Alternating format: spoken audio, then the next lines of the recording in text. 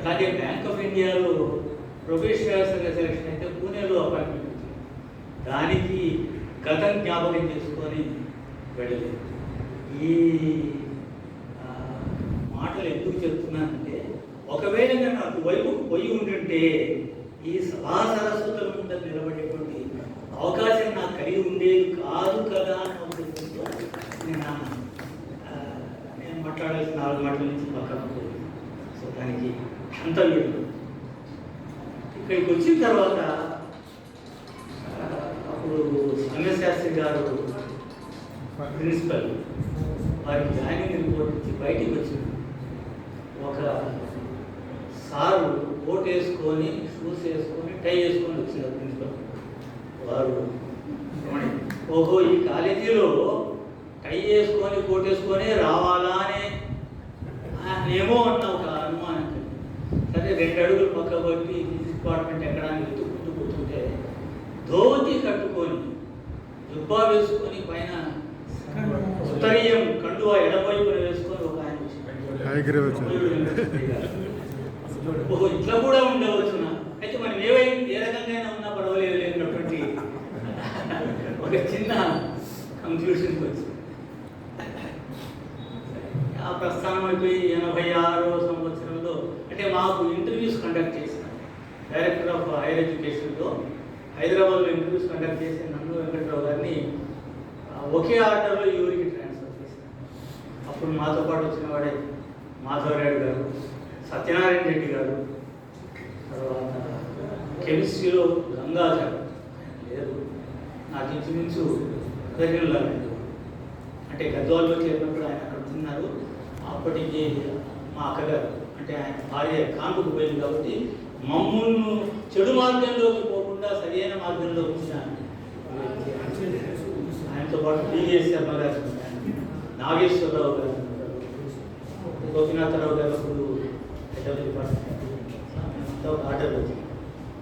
86వ సంవత్సరంలో మాకు ఈ ట్రాన్స్ఫర్ ఆర్డర్స్ ఇచ్చేదానికంటే ముందు రామచంద్రన్ గారు డైరెక్టర్ ఆఫ్ ఎడ్యుకేషన్ మాట ఒకటే చెప్పారు, మీకు ప్రమోషన్ వస్తే తప్ప ఈ కాలేజీ నుంచి మీకు కదిలే అవకాశం లేదు. సో నాకు అది ఒక బ్లెస్సింగ్ డిస్గైజ్ అని అనుకున్నాను. ఎందుకంటే ఓల్డ్ పేరెంట్స్ మా ఫాదర్ మరి ఇక్కడ ఉండేవాళ్ళు, సో వాళ్ళతో పాటే ఉండొచ్చు కదా.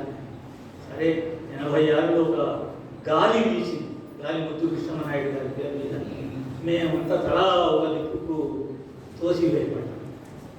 సో ఆ తోసివేయబడినప్పుడు బాధ కలిగింది, ఎందుకంటే ఇంత మంచి ఇన్స్టిట్యూషన్ నుంచి వెళ్ళిపోతున్నాను. అది ఒక రకంగా బ్లెస్సింగ్ ఇన్ దిస్ ప్లేస్.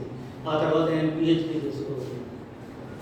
ఒక పిహెచ్డీలో ఒక 3 పేపర్స్ ఇంటర్నేషనల్ జర్నల్స్ పబ్లికేషన్స్.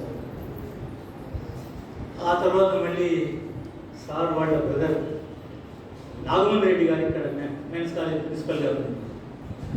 ఆ కాలేజీలో ఫిజిక్స్ అప్పుడు సైన్సెస్ స్టార్ట్ అయింది.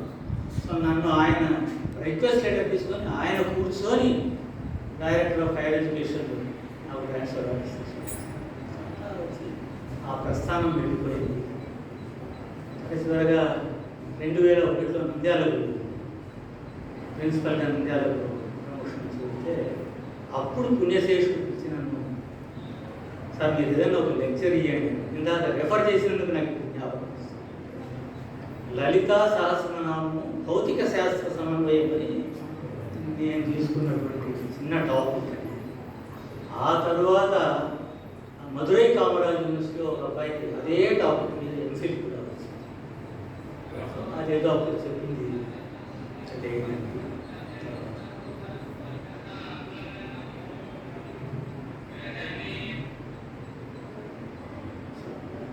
అట్లా 2005 వరకు నంద్యాలలో మేడం గారితో ముందు బేగంపేట ఉమెన్స్ కాలేజ్ అంటే నా మనసు కొంచెం అటువైపు కాలేదు.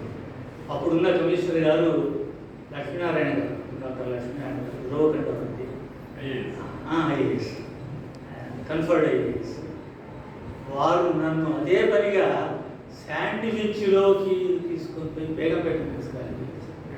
శాండ్విచ్ అని ఎందుకు అంటున్నానంటే అక్కడ స్టాఫ్లో జీటీఏ అనేది ఒకటి, జీసీటీఏ అనేది ఒకటి, 2 ఉండేవి. వాళ్ళు వీళ్ళు కొట్టుకుంటున్నారు, మధ్యలో నువ్వు పోయి రాయబారం నడుపు అన్నట్టుగా నంద్యాలలో ఉన్నప్పుడే ఈ 4 జిల్లాలకు ఆర్జేడీసీగా పనిచేయవచ్చు పుల్లటి శిక్ష అంబరీష్ గారు కమిషనర్ ఉండేవారు. ఆయన 4 సీనియర్స్ను సర్పాస్ చేసి నాకు ఇచ్చినారు. నాకెందుకు ఇస్తున్నారో కానీ ఒకరోజు సెలవు పెట్టుకొని వారిని కలవడానికి వెళ్ళాను.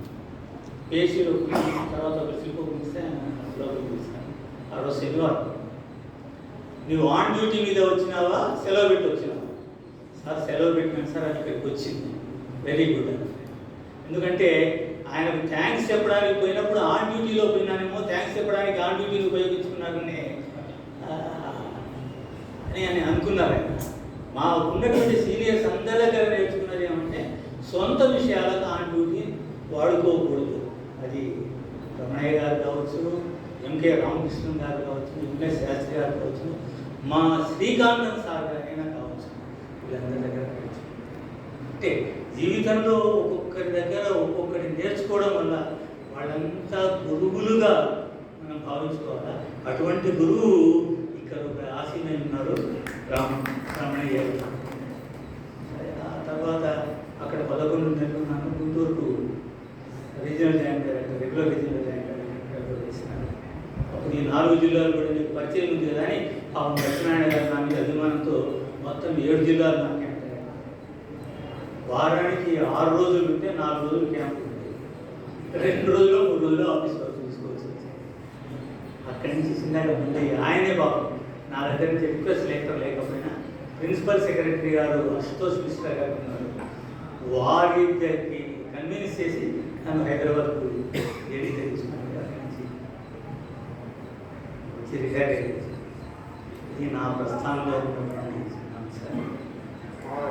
కంత ఎందుకు అన్నీ ప్రస్తావించాల్సి వచ్చిందంటే ఉద్యోగంలో చేరినప్పుడు ఒకటి, తర్వాత ఇక్కడ వచ్చిన తర్వాత ఆ 11 సంవత్సరాలలో నేను నాకంటే ముందు వచ్చి ఉన్నటువంటి సీనియర్స్ దగ్గర అయితే విద్యార్థుల్లో ఉన్నటువంటి క్రమశిక్షణ వలనైతే నేను కొన్ని నేర్చుకున్నాను. క్రమశిక్షణ అనేది ఎట్లా ఉండాలి, అది బహుశా నా జీవితానికి అనేక మలుపులు తీసుకుంటే వస్తానని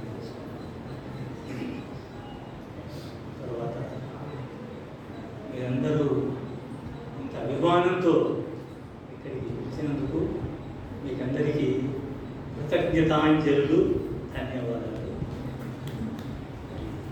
నేను ఏదైనా పొరపాటుగా మాట్లాడింటే దయచేసి దాన్ని పక్కకు తోసేసి ఈ అభిమానాన్ని ఇట్లే